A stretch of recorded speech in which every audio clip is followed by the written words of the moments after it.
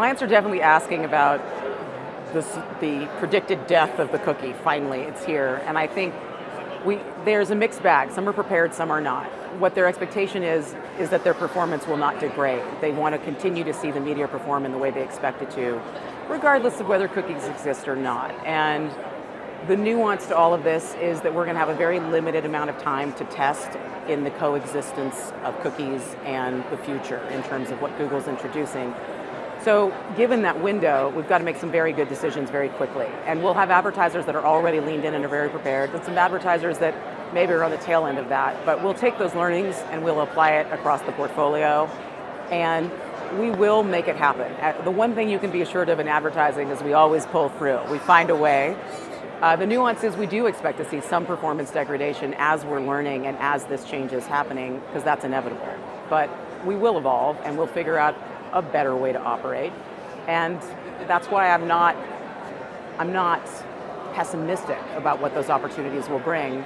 It will make our advertisers and us better about how we manage data and how we manage data on behalf of our advertisers' behalf. It'll make all of our predictive modeling better, and it will make some changes in strategy and how we actually approach different channels because of this change. But the bottom line is advertising works or people wouldn't spend money, and we'll continue to invest in the right places and make sure that it's performing on behalf of our advertisers. There have been a number of alternatives to emerge, but I imagine, has it been hard to actively test them and get clients interested in that when it's been such a long wait for this moment? Yes, I would say the testing aspect of this has been the most frustrating part because of what Google has done. It's been a stop, start. It's going to be this, no, it's going to be that, and that's been a frustration. But pragmatically, because we have been beating this drum for so long as an industry, we have seen a lot of investment on the advertiser side in data and in first-party data and in first-party data collection, and collecting the right identifiers in a consumer-consented way so that they are prepared. And that's where it all starts, right? Because it really is about making sure you're reaching the right person at the right moment. And you can't get to right person unless you have some concept of who's behind the ad, who's actually seeing that impression. And I do feel like those data investments and what we've been doing in other channels beyond just cookie-dependent channels, for example, connected television never had cookies, but we found a way to operate, we found a way to make it addressable, we found a way to be privacy compliant. So it's not going to be as big of a shift as people think, but we are going to be doing new things, and there will be some challenges to performance and scale as we work through it.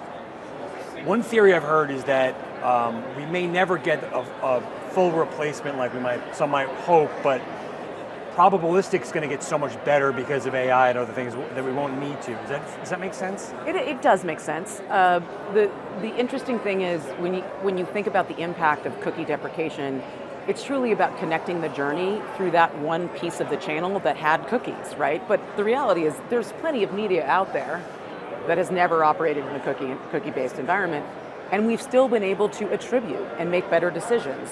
So when you think about predictive modeling, this isn't new to our industry. We've always been operating across multiple channels. We've always had to think about this from a media mix perspective. Now we're just going to hone those skills because it's going to be directly applicable to everything that's served to a browser. And that's really a game changer because of the scale and the volume that represents from an inventory perspective. So yeah, the modeling is going to get better and better and better, but there will be a transition period where you're going to see some degradation of performance while we figure it out. You mentioned CTV, which has never been cookie-based, but the dream is that the targeting will be almost as good there with all the benefits of television. But is that happening fast enough? Because it's not. If you look at television on a macro level, the money is coming out of the medium, generally speaking. So are we moving fast enough there? No, and the biggest barrier to entry, and the reason why we're not moving fast enough, is because of the scarcity of inventory, and because the pricing is still out of whack to what advertisers had been paying on linear television. You had this incredible brand building medium at the right price in television that was built up over decades, and now you're moving to a fully addressable medium with extreme scarcity, so you have to be really smart about how you're going to spend over there. And until those price points and until that scale increases and those price points drop, you're still going to have a challenge there, which is why you're seeing so much reimagining of how you tell a brand story and why you're seeing so much investment in the social and the creator space, because you can tell brand stories in very cost-effective ways in those environments and potentially achieve the same result you once achieved in historic linear television, which is brand awareness, brand recall, and ultimate purchase. And that's really the goal. So that's interesting because I think there's been some debate or reluctance to put, call it social video, up against CTV. It's like they're very different, but you're seeing perhaps maybe they should be evaluated together? They should be evaluated together from a brand building and a planning perspective.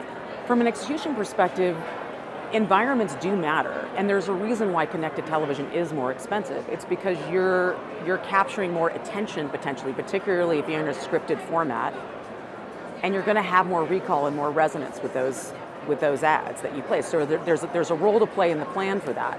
But because of the cost, you have to balance that with broader brand initiatives and niche audience capabilities that you're going to really get when you surround a community in a social space, not only with advertising, but with creator and brand-driven content that really connects with that community. And we have to balance those things. It's not a question of one or the other, it's both and how they're going to interact and work to make results happen, clearly. Lastly, we're at the start of 2024. What are some hot button issues you're looking forward to this year, or challenges you want to tackle in our space? Well, I think pragmatically we have to have greater accountability. I used to be well known in the industry for talking about greater connected television accountability because we didn't need to attribute and measure and prove that this was working and have more transparency in terms of where we were actually running.